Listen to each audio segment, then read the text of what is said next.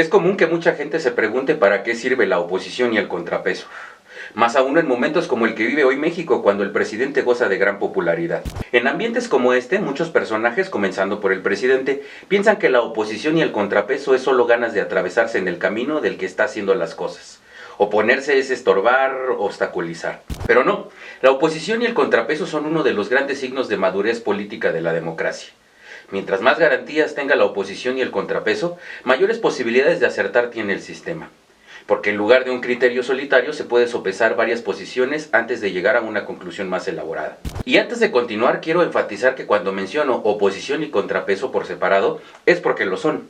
La opinión pública e incluso el propio Andrés Manuel colocan ambas cosas en la misma canasta. Es más, cuando se refiere a estas les llama mis adversarios. La oposición está conformada por partidos políticos y por personajes que pertenecen a este universo. Por otro lado, el contrapeso está conformado por ciudadanos o individuos y organizaciones civiles. Ahora bien, la oposición cumple frente al gobierno la función que tienen los debates en el Congreso, expresión por excelencia de la democracia. A las mejores decisiones se llega por la deliberación, no por la imposición. El unanimismo nunca ha sido buen consejero, y de ahí al autoritarismo solo hay un paso. Gobierno y oposición son dos extremos de un mismo proceso político, representantes ambos de un mandante común, la sociedad civil, destinataria final de sus actuaciones. Por eso debe ser tan condenable el abuso del poder como el ejercicio de una oposición mezquina que solo busca satisfacer intereses particulares. A fin de cuentas, los partidos de oposición son solo canales de expresión de la inconformidad de la comunidad. Su tarea es mostrar la inconveniencia de las decisiones del gobierno, manifestar el descontento de la sociedad ante tales decisiones y defender las conquistas sociales frente a las arbitrariedades del poder. Un ejemplo claro de lo anterior es que a pesar del entusiasmo inicial respecto a la Guardia Nacional con mando militar, gracias al contrapeso ciudadano y a la oposición, se fue reforzando la idea de que no era el remedio para todos los males. Y por eso, a pesar de los elevados índices de popularidad del presidente, la propuesta quedó en un mando civil y no militar. Prueba evidente de que la oposición y el contrapeso son valiosos y que las exigencias de los ciudadanos al gobierno no son ciegas.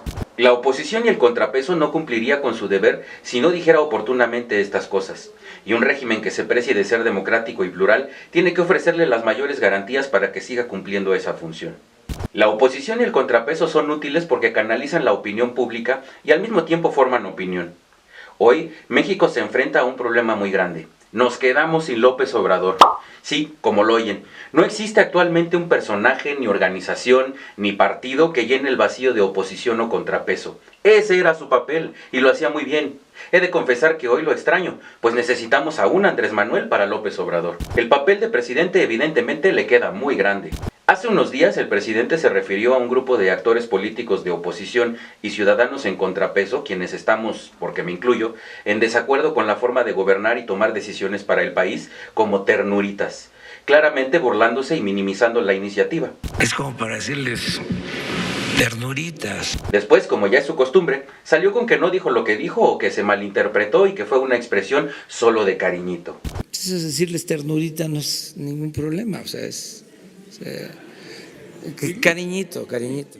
Señor presidente, de cariñito y como ternurita se puede referir a su perro o a su esposa, pero no a algo tan serio como la oposición o el contrapeso ciudadano, tan importantes en el desarrollo democrático del país. Cosa que usted bien conoce, ya que si algo sabe y lo hace bien, es ser la piedra en el zapato o dolor de muelas para los personajes en el poder. No es frecuente que las políticas que impulsa el Ejecutivo cuenten con el consenso absoluto en el Congreso ni en la sociedad, pero suponiendo que existiera, no afecta a las mayorías que la aplanadora use para bien.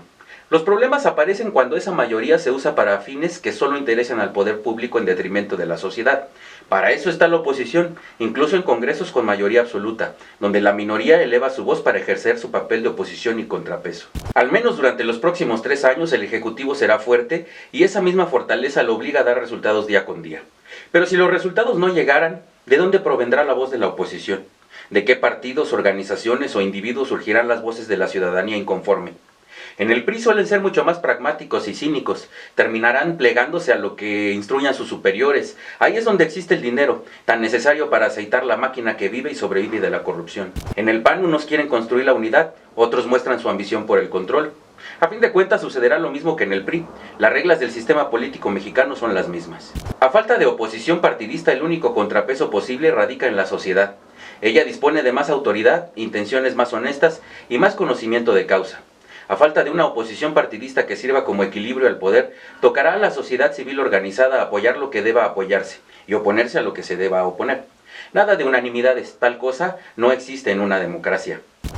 Sin miedo y sin doblegarse, a pesar de las amenazas por parte de los feligreses morenistas que recibo un día sí y el otro también, yo me sumo y me mantengo firme.